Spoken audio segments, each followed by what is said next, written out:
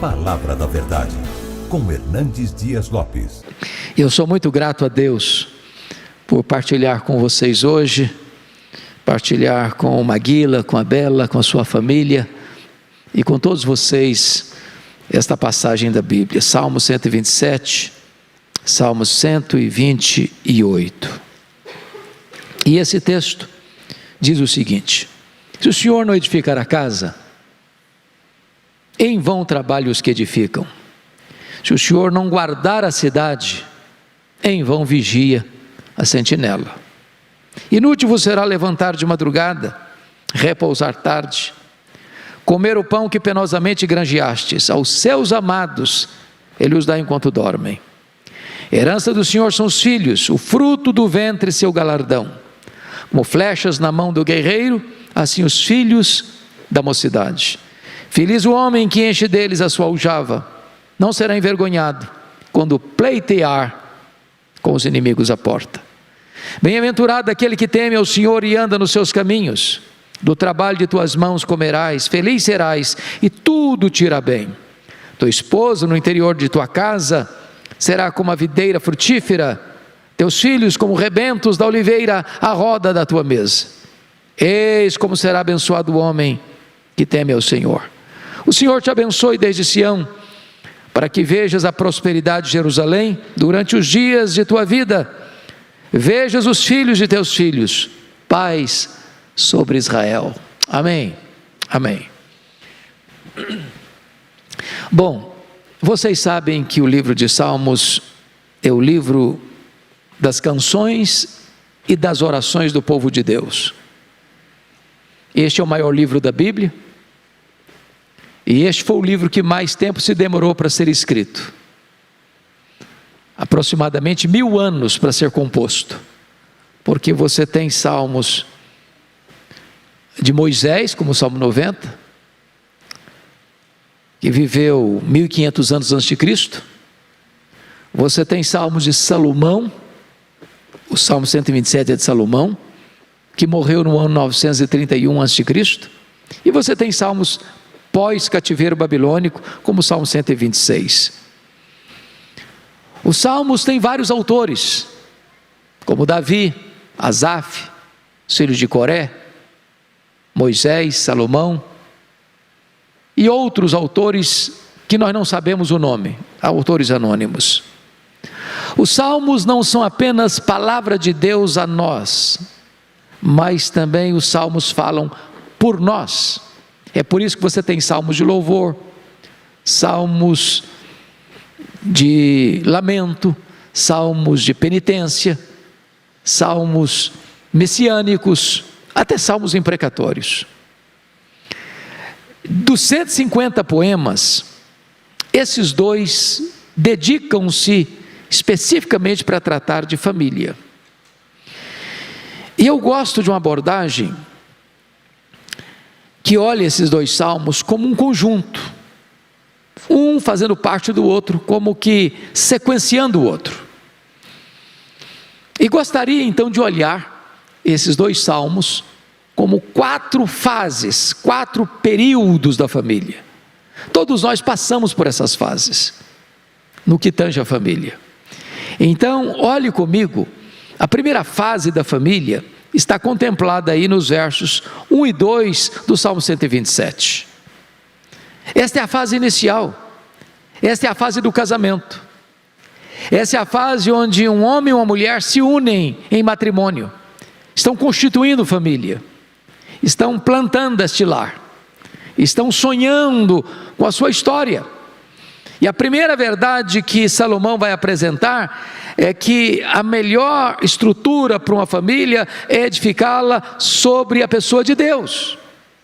Você pode ter dinheiro, você pode ter sucesso, você pode ter tudo que o mundo lhe oferecer, mas a maior necessidade de uma família é construí-la, é edificá-la sobre este fundamento que é Deus. Se o Senhor não edificar a casa, em vão trabalham os que a edificam. Ele olha no conjunto maior para a cidade, que é um conjunto de famílias, e diz: se o Senhor não guardar a cidade, em vão vigia a sentinela. Pegando carona no sermão chamado Sermão de Jesus, o Sermão do Monte, Jesus termina o sermão dizendo que há dois tipos de pessoas no mundo: as pessoas sábias e as pessoas insensatas. A sábia é aquela que escuta e que obedece. O insensato é aquele que ouve e não põe em prática. E ele conta uma ilustração para representar essas duas pessoas. O sábio é aquele que constrói a sua casa sobre a rocha. O insensato é aquele que constrói a sua casa sobre a areia. A diferença entre uma pessoa sábia e insensata não é aquilo que você vê aos olhos humanos. Se você olhar uma casa, você vê telhado, você vê parede, você vê compartimentos, mas você não vê o que está lá dentro, no fundamento. Só a tempestade revela isso. Porque as circunstâncias que acontecem na vida de uma pessoa que conhece a Deus, para uma pessoa que não conhece a Deus, é a mesma. Cai a mesma chuva no telhado, sopra o mesmo vento na parede, bate o mesmo rio no alicerce. Uma casa fica em pé, a outra desaba. Então a primeira verdade que o salmista está mostrando para nós é que se nós queremos uma família bem-aventurada, nós precisamos edificá-la sobre Deus. Se o Senhor não edificar a casa, em vão trabalham os que edificam. Mas o verso 2 diz algo interessante. Todo casal, quando casa, via de regra, a não ser que nasça num berço de ouro, que já nasça com bens legado pelos pais, ele começa a pensar no seu patrimônio, em construir sua vida, em trabalhar, em fazer o seu pé de meia. E muitas vezes o casal, no começo, pode cometer um grande erro, de se dedicar tanto ao trabalho e se envolver tanto com o trabalho, pensando no futuro, na sua estabilidade financeira, que perca de vista as prioridades da vida. Olha o verso 2: inútil vos será levantar de madrugada, repousar tarde, comer o pão que penosamente granjeastes, aos seus amados ele o dá enquanto dormem. O que é que o texto está dizendo? Busque as primeiras coisas primeiro. Porque se você colocar dinheiro no lugar de Deus e colocar dinheiro no lugar do cônjuge, você vai trabalhar demais, você vai correr demais, você não vai ter tempo, você vai levantar de madrugada, você vai dormir tarde, você vai comer apressadamente o seu pão, esquecendo de uma verdade elementar: aos seus amados Deus o dá enquanto dormem. Quem abençoa é Deus, quem dá prosperidade é Deus, quem abre portas é Deus, quem dá inteligência é Deus, quem dá estratégias é Deus, quem leva você para frente é Deus. Então bote Deus em primeiro lugar na sua vida, na sua agenda, no seu casamento, na sua família, e as coisas vão acontecer. Ele é o protetor da família e Ele é o abençoador da família para que ela encontre prosperidade. Essa é a primeira fase, a fase do casamento. Mas vem a segunda fase da família, é a fase da chegada dos filhos. Confira comigo o versículo 3 até o 5. E aí ele começa a trazer algumas imagens para nós. A herança do Senhor são os filhos, o fruto do ventre, o seu galardão. Primeira coisa, e aqui como o casal que apresentou suas filhas hoje para o batismo, me permita dizer isso: Maguila e Bela, a Vitória e a Estela são o maior presente de Deus para vocês. Mais do que uma casa, mais do que uma propriedade, mais do que um carro, mais do que as viagens, mais do que tudo que vocês já viram e conheceram e experimentaram. A maior dádiva de Deus nesta vida para vocês, depois da salvação em Jesus, são essas duas meninas. Os nossos filhos são a herança de Deus. Herança é aquilo que você recebe para cuidar. Os nossos filhos são a herança de Deus. Mas saber que os nossos filhos são a herança de Deus dentro da doutrina do pacto, é saber que estas crianças, esses filhos estão debaixo da bênção de Deus, das promessas de Deus, da salvação de Deus, do cuidado de Deus, porque Deus prometeu ser o nosso Deus e o Deus dos nossos filhos de geração em geração. Como dar descanso para os pais esta verdade?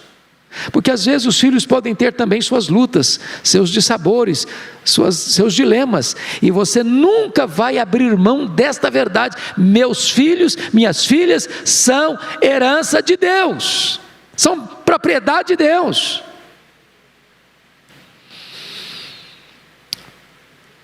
Agora ele vai usar uma figura que eu queria explorar um pouco mais no verso 4, como flechas na mão do guerreiro, assim os filhos da mocidade.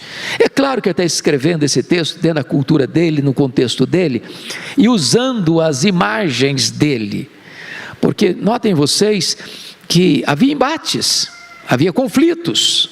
Às vezes não havia tantas leis que preservavam direitos como nós temos hoje. Você pode acionar a justiça se alguém quiser lesar você, ou invadir sua propriedade, ou invadir sua casa. Naquela época não tinha todo esse aparato. Então qual era a proteção de uma família? Quando chegava o inimigo para pleitear a porta, tinha filhos, eram guerreiros, eram protetores, se colocavam na frente dos pais para defendê-los.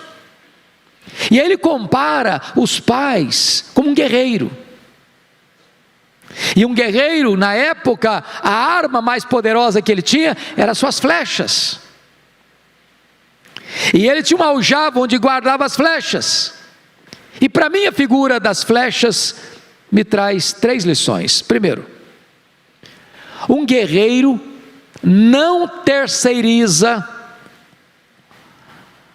o carregar as flechas. Nenhum guerreiro diz para o soldado do lado: olha, você vai levar minhas flechas. Não, ele carrega as suas flechas.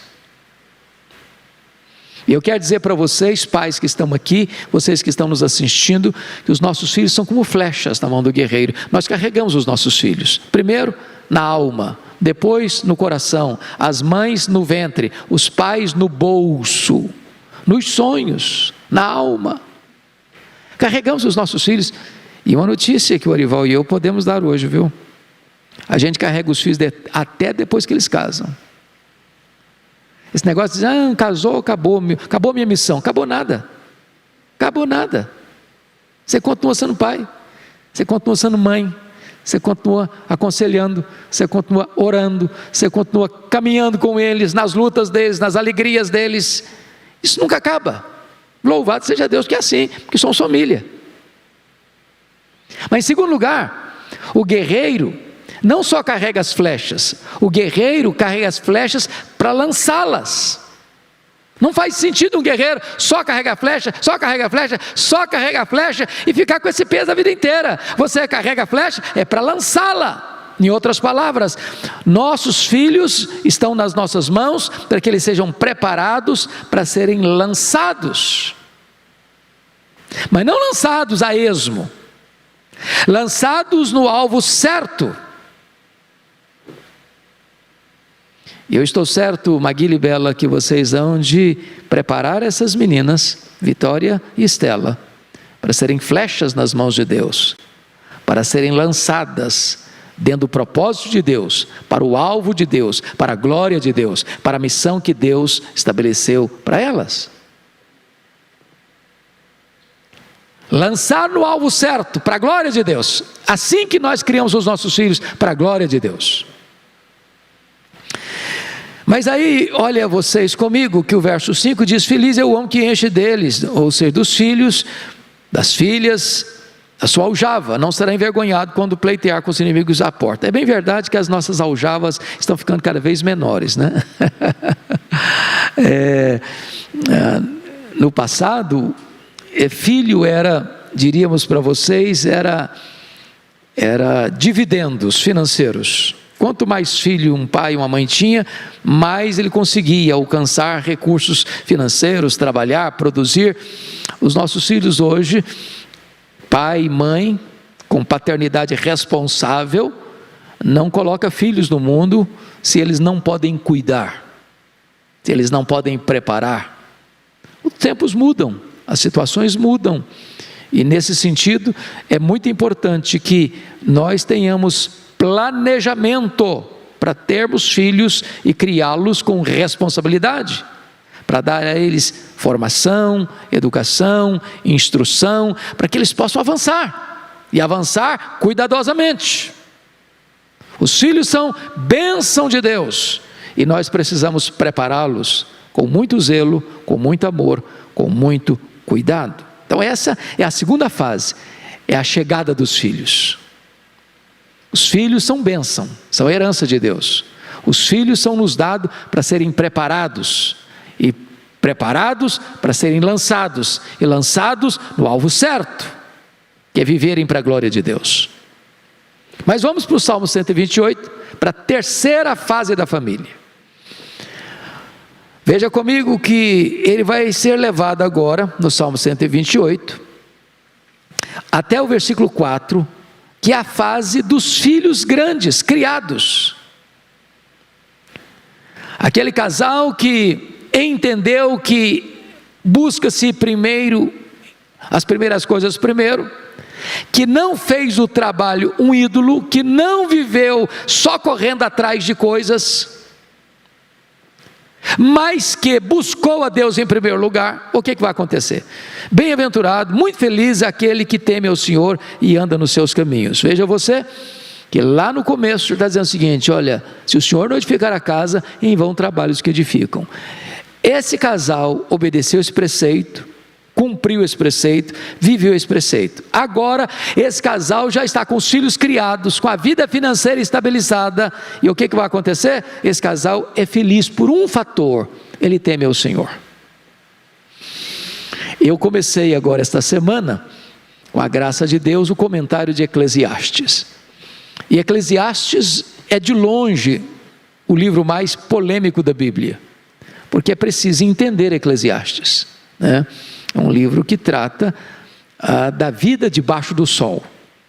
E a vida debaixo do sol é tudo aquilo que você faz. E Salomão, que tinha sido o camarada mais rico da sua geração e mais sábio da sua geração, ele vai dizer que ele buscou a felicidade em tudo debaixo do sol. Buscou na bebida, buscou na riqueza, buscou nos prazeres, buscou na fama, buscou no trabalho, buscou nas realizações, buscou em escrever, em tantos provérbios, e buscou, e buscou, e buscou, e buscou, e buscou, e debaixo do sol, ele diz: olha gente, tudo que eu pus a mão, tudo que eu joguei para dentro do meu coração, não satisfez a minha vida. Bolha de sabão, vaidade.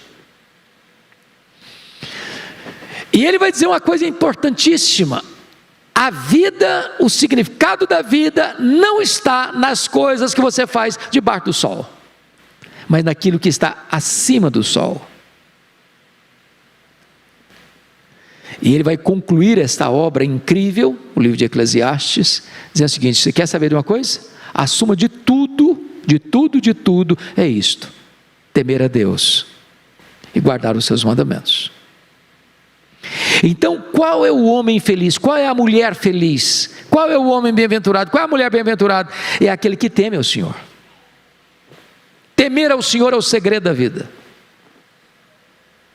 Aliás, é o único freio moral que pode livrar os nossos pés da queda, o nosso coração da soberba, é temer a Deus.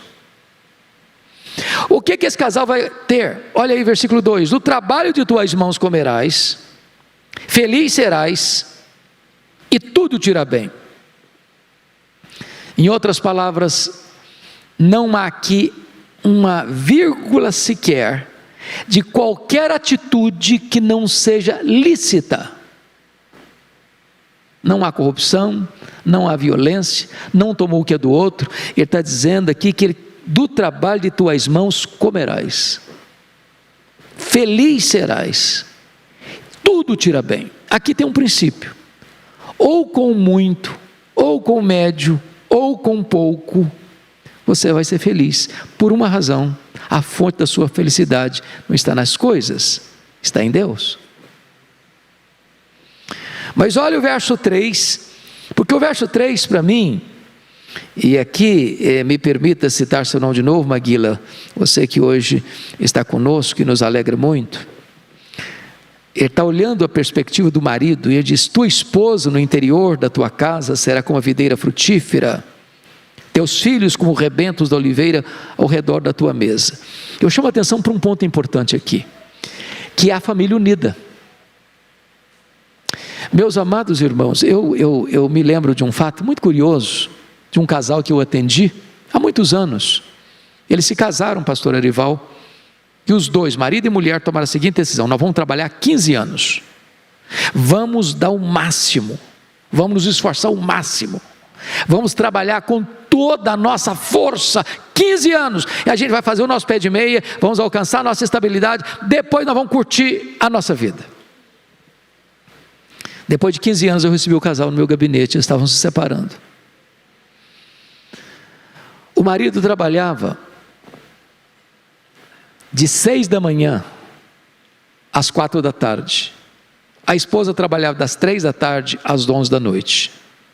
O rosto que cada um via não era do cônjuge, o cheiro que cada um sentia não era do cônjuge, a presença que cada um tinha no dia a dia não era do cônjuge, e eles ganhando dinheiro e trabalhando.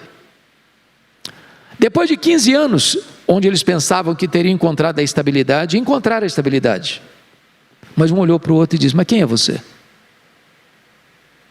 Quem é você? Aqui está um ponto para mim da mais alta importância. Nós precisamos colocar a família em primeiro lugar, neste plano. Veja você que a esposa e os filhos estão ao redor da mesa. E hoje eu gravei um programa em Campinas, falando exatamente da mesa como um emblema da comunhão familiar. A mesa não é apenas um móvel bonito que se põe numa cozinha ou numa sala. A mesa é um emblema. O corre-corre hoje às vezes leva a família, cada um ter seu horário, cada um almoçar no horário, cada um jantar no horário, cada um fazer um lanche no seu horário, e não se tem mais comunhão, e não se encontra mais. Porque quando você está ao redor da mesa, não é todo dia que você está feliz, não. Tem dia que você está aborrecido, tem dia que você está triste, tem dia que você está abatido, tem dia que você está animado, tem dia que você está nervoso. Mas quando você fica ao redor da mesa, você tem que olhar nos olhos. Às vezes um está chateado com o outro, às vezes um está triste com o outro, mas olha nos olhos. E quando você olha nos olhos, não dá para fingir, não dá para ocultar. A mesa é lugar de acerto, a mesa é lugar de conserto, a mesa é lugar de encontro, a mesa é lugar de reencontro, a mesa é lugar de reconciliação, a mesa é lugar de perdão, a mesa é lugar de investimento, a mesa é lugar de conversa, a mesa é lugar de diálogo. Agora, eu acho incrível isso. E aqui Bela tem um ponto importante. A esposa é este grande elo de ligação da família. Irmãos, isso é maravilhoso. A mulher é o ponto de equilíbrio, é o ponto de ligação. Ela é que tem esta amálgama para juntar a família. E os filhos ao redor da mesa, filhos grandes, mas que mantêm a comunhão familiar ao redor da mesa. Que a sua casa jamais perca isso. Se não tem mesa, agora falar literalmente, se não tem mesa lá, compra uma mesa. Compra uma mesa. Mesa é mais do que móvel, é emblema. Não abra mão da refeição à mesa, seja pobre, seja rica, seja com prato de plástico ou de cerâmica nobre, seja copo do mais simples ou de cristal, seja com talheres dos mais baratos ou dos mais caros, mantenha a mesa, mantenha a mesa. Família unida, porque coisas são importantes, mas o que vale é família, o que permanece é família. E este homem está colhendo o que plantou lá atrás, investiu nos filhos. Os filhos investem através da comunhão familiar. Bom, mas deixa eu terminar com a última fase da família. Versículos 5 e 6. Versículos 5 e 6. O Senhor te abençoe desde Sião, para que veja a prosperidade de Jerusalém durante os dias de tua vida, veja os filhos de teus filhos, pais sobre Israel. Então a primeira fase, recapitulando, é a fase do casamento. A segunda fase é a fase da chegada dos filhos. A terceira fase é a fase dos filhos criados, mas unidos, ao redor da mesa. E a quarta fase é a chegada dos netos, os filhos dos filhos. Bom, deixa eu pegar uma palavra do Aurélio Agostinho, quando ele falava do casamento. Ele disse que um jovem, tem alguém que não casou aqui ainda? Solteiros? Solteiros aqui, ó. Eita, blessing. Então, vão ter um alvo aí de fazer alguns casamentos esse ano, viu, pastor Ival? Agostinho dizia o seguinte: você começa a educar os seus filhos 20 anos antes deles nascerem. O que ele quis dizer com isso? O que você é hoje, como uma criança, como um adolescente, como um jovem, já vai falar muito de como você vai educar os seus filhos lá na frente.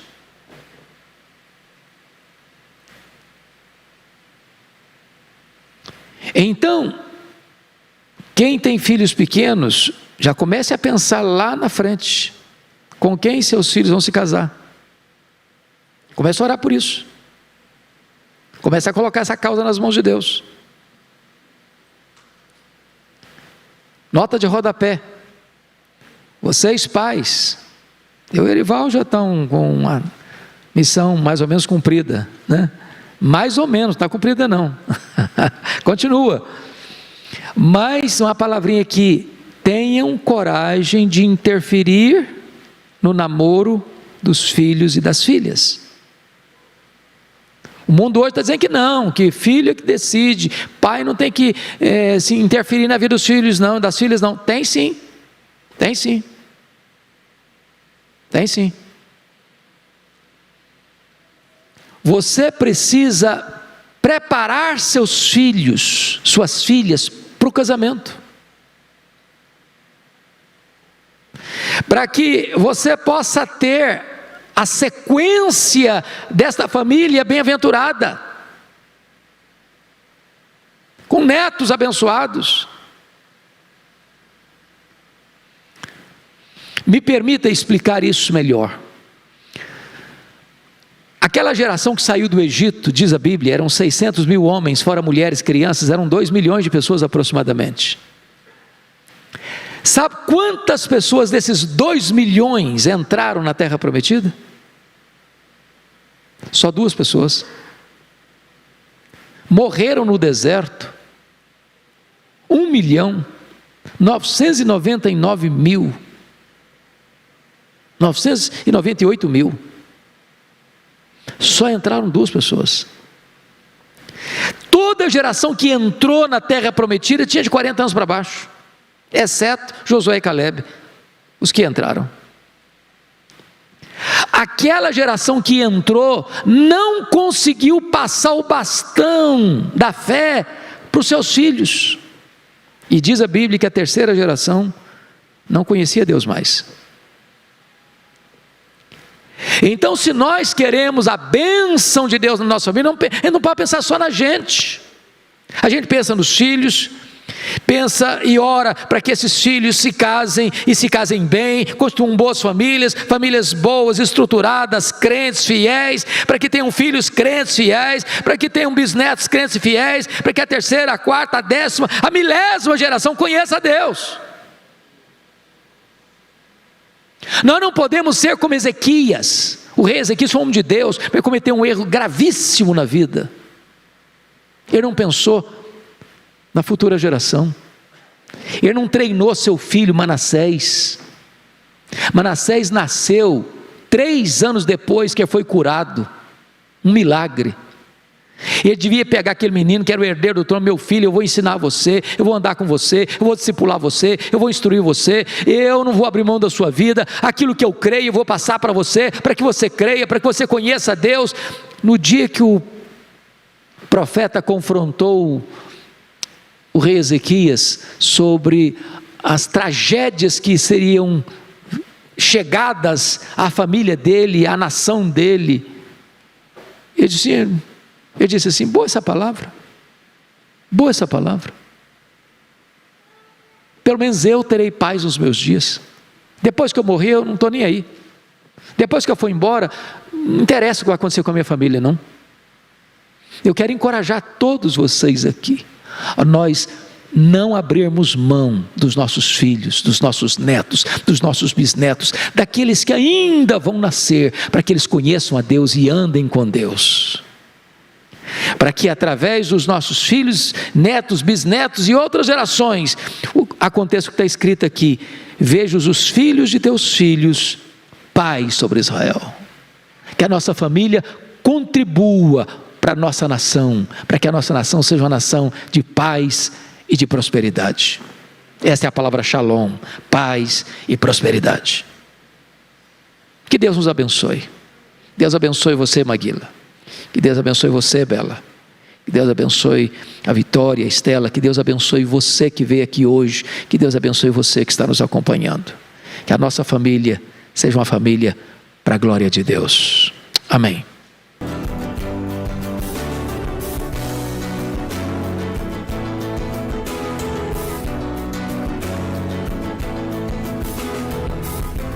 Palavra da Verdade, com Hernandes Dias Lopes.